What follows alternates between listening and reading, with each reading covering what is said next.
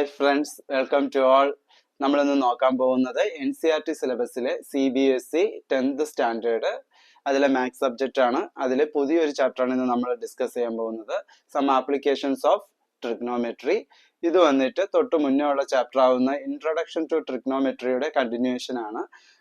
ഇവിടെ വന്നിട്ട് നമ്മൾ പഠിക്കാൻ പോകുന്നത് ഈ ട്രിഗ്നോമെട്രിയുടെ ആപ്ലിക്കേഷൻസിനെ കുറിച്ചാണ്.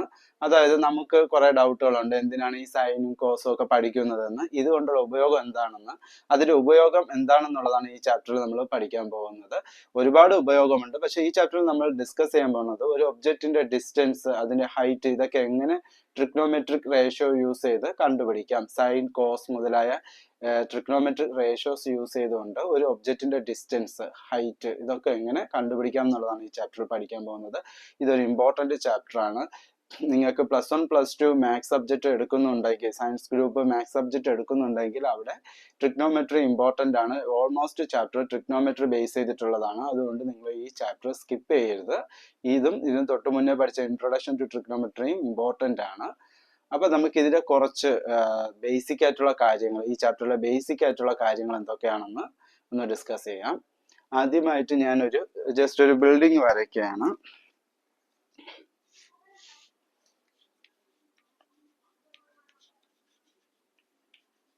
ഒരു ബിൽഡിംഗ് ജസ്റ്റ് ഒന്ന് വരച്ചു. അതിന്റെ മുകളിൽ ഒരു പേഴ്സൺ നിൽക്കുന്നതായിട്ട് നിങ്ങൾ ചിന്തിക്കുക. ഒരു വ്യക്തി ഈ ബിൽഡിങ്ങിന്റെ മുകളിൽ നിൽക്കുന്നതായിട്ടൊന്ന് ജസ്റ്റ് ഒന്ന് ചിന്തിക്കുക. ഓക്കെ, ഈ ബിൽഡിങ്ങിന്റെ ദൂരെ ആയിട്ടൊരു ബോൾ കിടപ്പുണ്ട്. ഓക്കെ,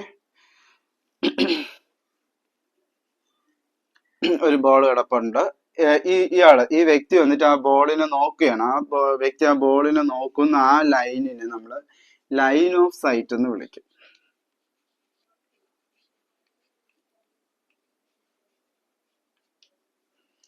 ഓക്കെ, ആ വ്യക്തി ഈ ബോളിനെ നോക്കുന്നതിന് ഒരു ആംഗിൾ ഉണ്ടെന്ന് ചിന്തിക്കുക. അതായത് നമ്മളിപ്പോ സ്ട്രെയിറ്റ് ആ നോക്കണം, ഒരു ഹൊറിസോണ്ടൽ ലെവലിൽ നോക്കിയിട്ട് താഴോട്ട് നോക്കുകയാണെങ്കിൽ അത്രയും ആംഗിൾ താഴേക്ക് കണ്ണ് ചരിച്ചാൽ നമുക്ക് താഴെയുള്ള വസ്തുവിനെ കാണാൻ സാധിക്കുള്ളൂ, അല്ലെ? ഒരു ഹൊറിസോണ്ടൽ ലെവലിൽ നമ്മൾ കണ്ണ് നോക്കുകയാണ്, എന്നിട്ട് താഴെയുള്ള വസ്തു കാണാൻ വേണ്ടി നമ്മൾ കണ്ണ് ഒരു ആംഗിളിലേക്ക് താഴേക്ക് ചരിച്ചാലേ കാണാൻ പറ്റത്തുള്ളൂ. അപ്പൊ നമ്മൾ ആ ഹൊറിസോണ്ടൽ ലെവലിൽ നോക്കുന്നതിന് ഹൊറിസോണ്ടൽ ലൈൻ എന്ന് വിളിക്കും.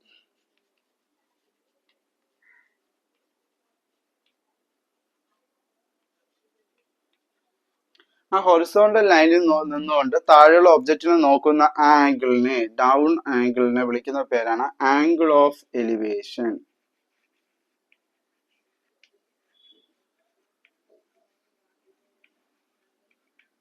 ഓക്കെ, താഴോട്ട് ഒരു ഒബ്ജക്റ്റിനെ നോക്കുകയാണെങ്കിൽ അതിനെ വിളിക്കുന്ന പേരാണ് ആംഗിൾ ഓഫ് എലിവേഷൻ.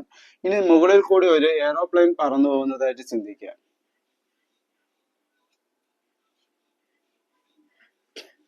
ഓക്കെ, അപ്പൊ ഈ വ്യക്തിക്ക് ആ എയറോപ്ലെയിനെ നോക്കുകയാണെന്ന് ചിന്തിക്കുക. അപ്പം എയറോപ്ലെയിനിനെ നോക്കുകയാണ്, അതും എന്താണ്? ലൈൻ ഓഫ് സൈറ്റ് ആണ്.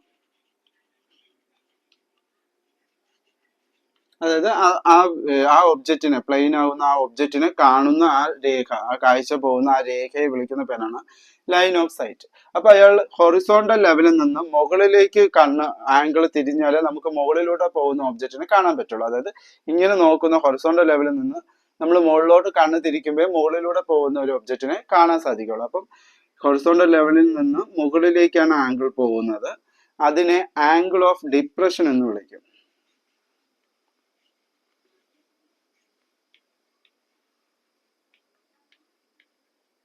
ഓക്കെ, അപ്പോൾ ഒരു വ്യക്തിക്ക് മുകളിലൂടെ പോകുന്ന ഒബ്ജക്റ്റിനെ കാണുകയാണെങ്കിൽ അതിന് ആവശ്യമായ ആംഗിളിനെ ആംഗിൾ ഓഫ് ഡിപ്രഷൻ എന്നും, താഴെയുള്ള ഒരു ഒബ്ജക്റ്റിനെയാണ് നോക്കേണ്ടതെങ്കിൽ അതിനാവശ്യമായ ആംഗിളിനെ, താഴോട്ട് കണ്ണ് ചരിക്കുന്നതിന്റെ ആംഗിളിനെ ആംഗിൾ ഓഫ് എലിവേഷൻ എന്നും വിളിക്കും.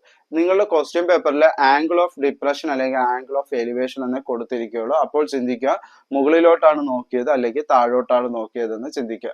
അപ്പം ഈ രണ്ട് വേർഡും എന്താണ് മീൻ ചെയ്യുന്നത് എന്നുള്ള മനസ്സിലാക്കുക. ഇതാണ് ഇതിലെ ബേസിക് ആയിട്ട് മനസ്സിലാക്കേണ്ടത്. പിന്നെ നമുക്ക് ഇതിന്റെ ക്വസ്റ്റ്യൻസുകൾ ഓരോന്നായിട്ട് ചെയ്യാം. ആദ്യം നമുക്ക് കുറച്ച് എക്സാമ്പിൾ ക്വസ്റ്റ്യൻസ് ചെയ്തിട്ട് എക്സസൈസ് ക്വസ്റ്റ്യനിലേക്ക് പോകാം. അപ്പോൾ നമുക്കൊരു എക്സാമ്പിൾ ക്വസ്റ്റ്യൻ ചെയ്യാം. ക്വസ്റ്റ്യൻ എന്താണ് പറയുന്നത്? A tower stands vertically on the ground from a point on the ground which is 50 meter away from the foot of the tower, the angle of elevation of the top of the tower is found to be 60 degree. Find the height of the tower. അപ്പൊ ഇങ്ങനെയുള്ള ക്വസ്റ്റ്യനിൽ നമ്മൾ ഇതിന്റെ diagram വരയ്ക്കേണ്ടി വരും. ഇതിന്റെ diagram വരയ്ക്കുന്നതിന് നിങ്ങൾക്ക് 1.5 mark കിട്ടും. അതുപോലെ തന്നെ ഡയഗ്രാം വരയ്ക്കേണ്ടത് പേന കൊണ്ടല്ല പെൻസിൽ കൊണ്ട് വേണം വരയ്ക്കാൻ, എങ്കിലും മാർക്ക് കിട്ടത്തുള്ളൂ. 2 സെക്ഷൻ ആയിട്ടാണ് തിരിയുന്നത്. ഒന്ന് അതിന്റെ ഡയഗ്രാമിന്റെ മാർക്കും, മറ്റൊന്ന് ഇതിന്റെ പ്രോബ്ലം ചെയ്യുന്നതിന്റെ, ഇതിന്റെ ഹൈറ്റ് കണ്ടുപിടിക്കുന്നതിന്റെ, സൊല്യൂഷൻ കണ്ടുപിടിക്കുന്നതിന്റെ മാർക്കും. ഇത് രണ്ടും കൂടെ ചേർത്താണ് നിങ്ങൾക്ക് ടോട്ടൽ മാർക്ക് കിട്ടുന്നത്. അപ്പൊ നമുക്ക് ഇതിന്റെ ഡയഗ്രാം വരയ്ക്കാം. അപ്പൊ എങ്ങനെയാണ് വരയ്ക്കേണ്ടത്? A tower stands vertically on the ground. ഒരു ടവർ ഉണ്ട്, അത് ഗ്രൗണ്ടിൽ വെർട്ടിക്കലി ആണ് നിൽക്കുന്നത്. ആദ്യം അത് എന്താണെന്ന് അറിഞ്ഞിരിക്കണം. വെർട്ടിക്കലി എന്ന് പറയുന്നത് 90 ഡിഗ്രിയിലുള്ള ഒരു ലൈനിനെയാണ് വെർട്ടിക്കലി എന്ന് പറയുന്നത്. അത് 90 ഡിഗ്രി ആയിരിക്കണം. ഇങ്ങനെ വരച്ചാൽ അത് ഹൊറിസോണ്ടലി ആണ്. അപ്പൊ ഹൊറിസോണ്ടലി എന്ന് പറഞ്ഞാൽ ഇങ്ങനെയാണ്, വെർട്ടിക്കലി എന്ന് പറഞ്ഞാൽ ഇങ്ങനെയാണ്. അപ്പൊ നമ്മൾ ടവർ ഇരിക്കുന്നത് വെർട്ടിക്കലി ആണ്. അപ്പൊ നമുക്ക് ആദ്യം ടവർ വരയ്ക്കാം.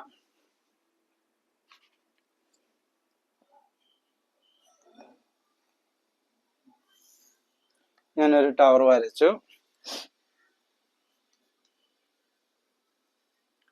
വെർട്ടിക്കലി ഒരു ടവർ വരച്ചു. Ground from a point on the ground which is 50 metre away from the foot of the tower. ടവറിന്റെ ഫൂട്ട് എടുക്കുക. ഫൂട്ട് എന്ന് പറയുന്നത് ഇതാണ്. ഫൂട്ട് എന്ന് പറയുന്നത് ടവറിന്റെ ഫൂട്ടിൽ നിന്ന് 15 മീറ്റർ അവേ ഒരു പോയിന്റ് ഉണ്ട്. ഇവിടെ നിന്ന് 15 മീറ്റർ ദൂരെയായിട്ട് ഒരു പോയിന്റ് ഉണ്ട്. അപ്പൊ ഞാൻ ഒരു പോയിന്റ് എടുത്തു. അവിടെ നിന്ന് ഇവിടം വരെയുള്ള ദൂരം, ഈ പോയിന്റ് വരെയുള്ള ദൂരം എന്ന് പറയുന്നത് 15 മീറ്റർ ആണ്. അപ്പൊ അത് വരയ്ക്കാം.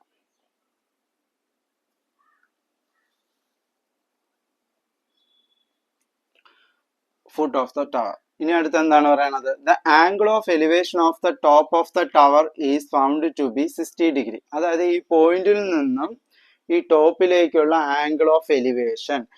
ആംഗിൾ ഓഫ് എലിവേഷൻ എന്ന് പറയുന്നത് മുകളിലോട്ട്, ആംഗിൾ ഓഫ് ഡിപ്രഷൻ എന്ന് പറഞ്ഞാൽ താഴോട്ട്. അത് നിങ്ങൾ മനസ്സിലാക്കണം. മുകളിലോട്ട് എന്നുള്ളതൊന്നും സെന്റൻസ് ആയിട്ട് കൊടുക്കില്ല. ക്വസ്റ്റ്യനിൽ എപ്പോഴും ആംഗിൾ ഓഫ് എലിവേഷൻ അല്ലെങ്കിൽ ആംഗിൾ ഓഫ് ഡിപ്രഷൻ. എലിവേഷൻ എന്ന് കണ്ടാൽ മുകളിലോട്ട്. അപ്പൊ ഈ പോയിന്റിൽ നിന്നും മുകളിലോട്ട് എത്ര ഡിഗ്രി ആംഗിൾ? 60 ഡിഗ്രി ആംഗിൾ ആണ് എടുക്കുക.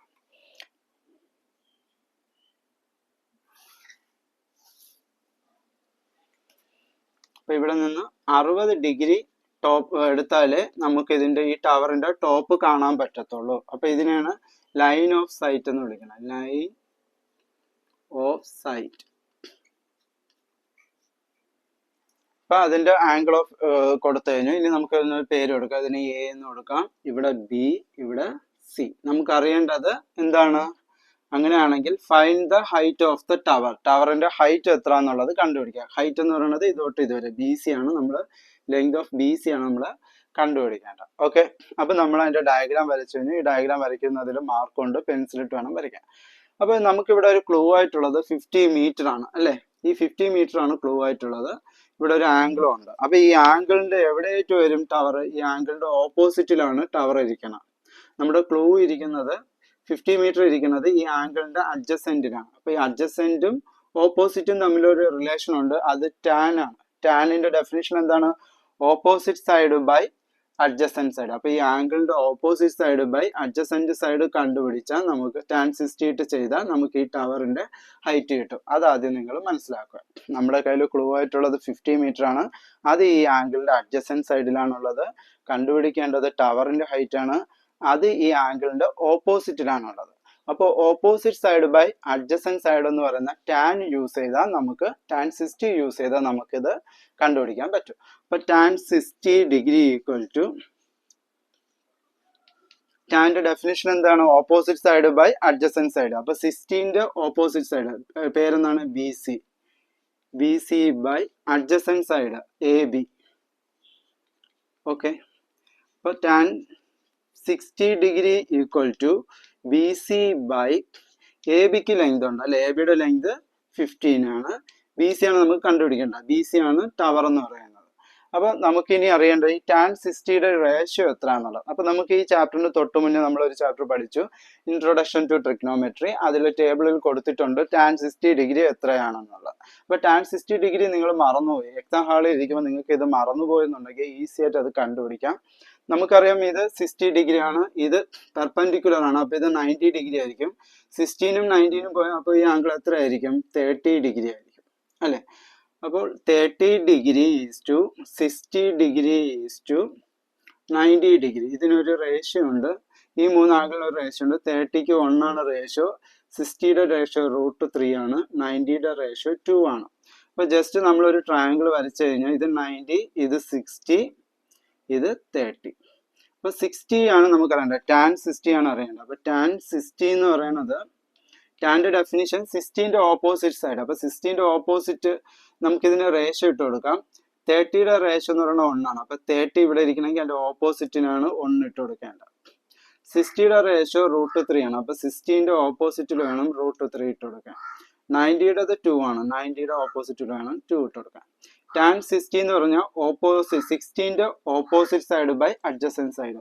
60ന്റെ ഓപ്പോസിറ്റിൽ √3 ബൈ 60ന്റെ അഡ്ജസൻറ്റ് സൈഡ്. 60ന്റെ അഡ്ജസൻറ്റ് എന്ന് പറയുന്നത് 1. അപ്പൊ √3/1 എന്ന് പറയുന്നത് √3 ആണ്. അപ്പൊ tan 60 എന്ന് പറയുന്നത് എത്രയാണ്? √3 ആണ്. അപ്പൊ നിങ്ങൾ ആ ടേബിൾ മറന്നുപോയി എന്നുണ്ടെങ്കിൽ, അല്ലെങ്കിൽ ടേബിളിൽ പ്രോപ്പറായിട്ട് നിങ്ങൾക്ക് കൺഫ്യൂഷൻ ഉണ്ടെങ്കിൽ ഈ രീതിയിൽ ഈസി ആയിട്ട് നിങ്ങൾക്ക് ആ റേഷ്യോ കണ്ടുപിടിക്കാൻ പറ്റും. എക്സാം ഹാളിൽ ഇരിക്കുമ്പോൾ നിങ്ങൾക്ക് ഇത് പെട്ടെന്ന് യൂസ് ചെയ്ത്, പക്ഷെ ഇവിടെ നിങ്ങൾ പഠിക്കേണ്ടത് 30യുടെ 1, 60ന്റെ √3, 90യുടെ 2, ഈ 3 റേഷ്യോ അറിഞ്ഞാൽ ഈസി ആയിട്ട് ഇത് ചെയ്യാൻ പറ്റും. അപ്പം നമുക്ക് ഈ tan 60യുടെ അവിടെ എത്ര ഇട്ട് കൊടുക്കാം? √3 ഇട്ട് കൊടുക്കാം. അപ്പം ഞാൻ ഇവിടെ √3 ഇട്ട് കൊടുത്തു. BC/15 എന്ന് എടുത്തു. ഓക്കെ, ഇനി എന്താണ് ചെയ്യുന്നത്? നമുക്കറിയേണ്ടത് ഈ ടവർ ആണ് അല്ലെ, BC എന്ന് പറയുന്ന ടവറാണ് അറിയേണ്ടത്. അപ്പൊ ഈ 15 ഈക്വലിന്റെ ഇപ്പുറത്ത് കൊണ്ടുപോകണം. ഈ 15 ഇവിടെ ഇരിക്കുന്നത് ഡിവിഷൻ ഫോമിലാണ് അല്ലെ, BC / 15 ആണ്. അപ്പൊ ഡിവിഷൻ ഈക്വലിന്റെ ഇപ്പുറത്ത് വരുമ്പോൾ എന്താവും? മൾട്ടിപ്ലിക്കേഷൻ ആയിട്ട് മാറും. അപ്പൊ BC =ന്റെ ഇപ്പുറത്ത് ആരുണ്ട്? √3 ഉണ്ട്. ഈ 15 √3യുടെ ഈക്വലിന്റെ ഇപ്പുറത്ത് വരുമ്പോൾ ഇൻറ്റു ആവും, മൾട്ടിപ്ലിക്കേഷൻ ആവും 50. അപ്പൊ BC √3 × 15, √3 × 15 എന്ന് കിട്ടും. ഈക്വൽ ടു എന്താണ്? 15 √3 ഇൻറ്റു ചെയ്താൽ 15√3 എന്ന് കിട്ടും. അത് മീറ്ററിലായതുകൊണ്ട് നമുക്ക് മീറ്റർ എന്ന് കൊടുക്കാം. നമുക്ക് ലെങ്ത് എല്ലാം മീറ്ററിലാണ് തന്നിരിക്കുന്നത്. അപ്പൊ സോ ഈ ലെങ്തും എന്തിൽ എഴുതണം? മീറ്ററിൽ തന്നെ എഴുതണം. അപ്പൊ 50√3 മീറ്റർ ആണ് നമ്മളുടെ ടവറിന്റെ ഹൈറ്റ്. നമുക്ക് എന്തെന്ന് എഴുതാം? The height of the tower = 50√3 metre. എളുപ്പമല്ലേ? അപ്പം പക്ഷെ ഇവിടെ നമ്മളിപ്പോ √3 എന്ന് എഴുതി. ക്വസ്റ്റ്യനിൽ √3യുടെ വാല്യൂ തന്നിട്ടുണ്ടായി. √3യുടെ വാല്യൂ എന്ന് പറയുന്നത്, √3 എന്ന് പറയുന്നത് 1.73 ആണ്. അപ്പൊ ക്വസ്റ്റ്യനിൽ നിങ്ങൾക്ക് √3യുടെ വാല്യൂയും കൂടെ അവർ തന്നിട്ടുണ്ടെങ്കിൽ നമ്മൾ ഇതിന്റെ കൂടെ അത് മൾട്ടിപ്ലൈ ചെയ്യേണ്ടി വരും. അതായത് 50√3 എന്ന് എഴുതിയാൽ പോരാ, 15 × 1.73 മൾട്ടിപ്പിൾ ചെയ്ത് അതിന്റെ ആൻസർ വേണം നമ്മൾ എഴുതേണ്ടത്. ഇപ്പൊ അങ്ങനെ തന്നിട്ടില്ലാത്തതുകൊണ്ട്, ക്വസ്റ്റ്യനിൽ √3യുടെ വാല്യൂ തന്നിട്ടില്ലാത്തതുകൊണ്ട് ഇത്രയും ചെയ്താൽ മതി. 50√3 മീറ്റർ എന്ന് എഴുതിയാൽ മതി, നമുക്ക് അതിന്റെ മാർക്ക് കിട്ടും. അല്ലാന്നുണ്ടെങ്കിൽ അത് മൾട്ടിപ്ലൈ ചെയ്യേണ്ടി വരും. അപ്പൊ ഇത്രയേ ഉള്ളൂ, ഈസിയാണ്. നമ്മൾ അതിന്റെ ഡയഗ്രാം വരയ്ക്കണം, അത് വെച്ചിട്ട് നമ്മൾ ഈ പ്രോബ്ലം ചെയ്യണം. നമുക്ക് തന്നിരിക്കുന്ന ക്ലൂ നോക്കണം, കണ്ടുപിടിക്കേണ്ടത് നോക്കണം, ഇവർ തമ്മിലുള്ള റിലേഷൻ നോക്കണം. ഓപ്പോസിറ്റ് സൈഡും അഡ്ജസൻറ്റും ആണ് ഇരിക്കുന്നത്. അപ്പോൾ opposite side by adjacent side വന്നിട്ട് tan ആണ്. അപ്പൊ tan 16 ആണ് നമ്മൾ കണ്ടുപിടിക്കേണ്ടത്. 16ന്റെ ഒക്കെ റേഷ്യോ മറന്നുപോയിട്ടുണ്ടെങ്കിൽ ഈ ഒരു മെത്തേഡിൽ ഈസി ആയിട്ട് നമുക്കത് കണ്ടുപിടിക്കാൻ പറ്റും. നിങ്ങൾക്ക് ഇത് മനസ്സിലായി, ഈ ക്വസ്റ്റ്യൻ മനസ്സിലായി കാണുമെന്ന് വിചാരിക്കുന്നു. അടുത്ത എപ്പിസോഡിൽ നമുക്ക് ഇതിന്റെ അടുത്ത എക്സാമ്പിൾ ക്വസ്റ്റ്യൻസുകൾ ചെയ്തു നോക്കാം.